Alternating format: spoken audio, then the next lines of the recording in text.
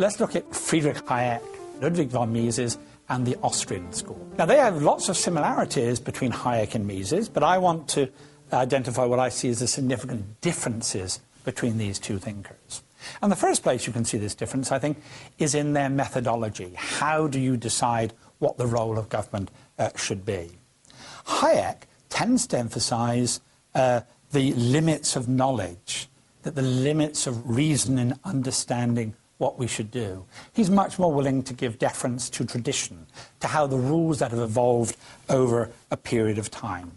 So, for example, he's much more interested in the whole question of a spontaneous order, how we come to work together without any central planner that tells us how we should behave. He's interested in the common law, how traditional law has developed over the ages. So he's cautious about self-evident truths that, for example, the founders of the United States Constitution examined.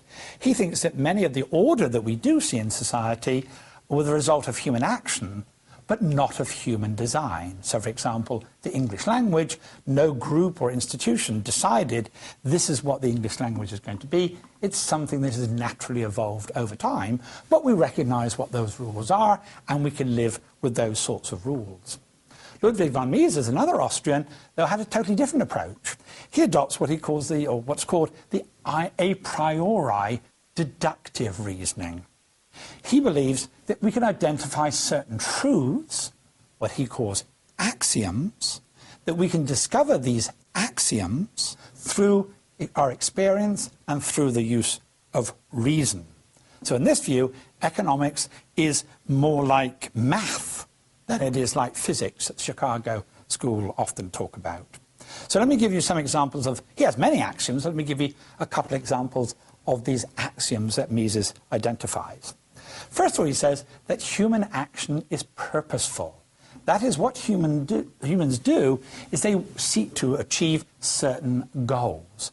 Actions are neither random nor are they predetermined. We can identify what people's goals are, what it is they're trying to achieve through their actions. A second axiom is that individuals are the only actors. The technical term for this is methodological individualism. In so much political debate, we tend to say, France does this. But of course, it's not that all the French people do this. What it is actually is a small number of ministers at the top of the French government decide to oppose American foreign policy. So who are the specific individuals who are actually carrying out this action?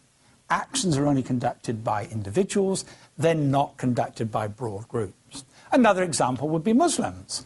Is that we should say that some Muslims carried out terrorist acts, but that we should not say that Muslims carried out terrorist acts. That implies that all Muslims did. So whenever we try and understand any particular choice, we should try and identify who are the actual individuals who are making these specific decisions.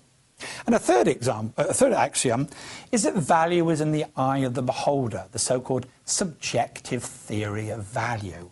That is, things do not have value in themselves, but only that to which people attribute to it. So, for example, I think rap is crap, but some people like rap. Some people think it's a good thing. There's no objective value to rap. So you often hear the criticism of economists that they know the price of everything and the value of nothing, but that assumes that we can know what the value is of something. But no, the value for the same thing is different for different people. So Mises argues that simply using our reason, we can identify these axioms or these truths. Now, Mises and Hayek tend to agree about why government should be limited, because government policymakers lack the knowledge, they can't understand what the goals are of people, because everybody has a variety of different goals. We can't predict, you want this, you want this, you want that. Goals are so diverse. And secondly, government can't work out what is the best means for people to achieve these goals. We can't plan that in advance. If we do X, the results will be Y. So they're very skeptical about the government's ability to identify what people's goals are, and to satisfactorily meet those goals. That's why the Soviet Union collapsed. It suffered from the knowledge problem of knowing what people wanted, and it suffered from the knowledge problem of knowing how to achieve those goals. So it's a consequentialist view.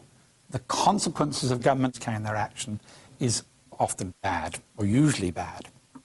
When it comes to the question about what is the role of the state, though, Hayek and Mises again diverge. Hayek says the criteria for deciding what government should do is what he calls the rule of law, by which he means there are certain general principles that we should apply to any government action or any piece of legislation. Just like in the United States, the Supreme Court will often look at a law signed by Congress, passed by Congress, signed by the President, but the Supreme Court will sometimes say, no, that's illegitimate. We strike this down under the US Constitution. Well, Hayek argues that every society has these general principles that he calls the rule of law that we should apply to every government action. He has a long list of what these examples of the rule of law, just mention some of them. That these are laws that should apply to everyone. There shouldn't be particular exceptions. So, for example, it's very common for the US Congress to pass a law which applies to everyone else except themselves. So a classic example of that was the Americans for Disabilities Act. They passed a law saying that all buildings needed to adjust in a certain way to enable disabled access. But then, during the debating the bill, they realized that it would cost the US Congress hundreds and hundreds of millions of dollars to adapt the Capitol Hill to meet those standards. So they excluded themselves from that bill. That's an example of something where we're not getting equality before the law. They're creating exceptions for themselves. Another example would be earmarks, which is where it's said that government should spend the money with this particular company, with this particular aid. He argues all those things should be considered illegitimate because they go against the rule of law. And another example would be that laws should always be prospective. That is, they should be future-oriented. They shouldn't punish something that happened in the past. So you may have done something in the past which was legal then they pass a law, it's illegal. You should not be punished for something that occurs in the past. So that's his criteria of any government action. Does it meet the rule of law? Does it meet these higher principles?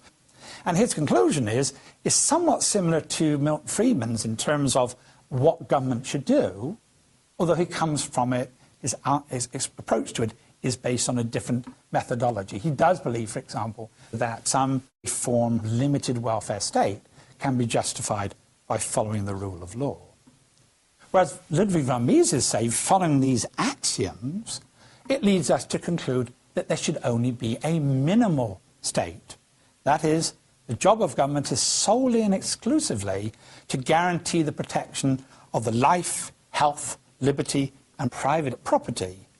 There is no role for the welfare state, only a minimal state. So here we have two Austrians broadly agreeing on many sorts of questions, but they have a different methodology and they have a different conclusion about what the role of government should be.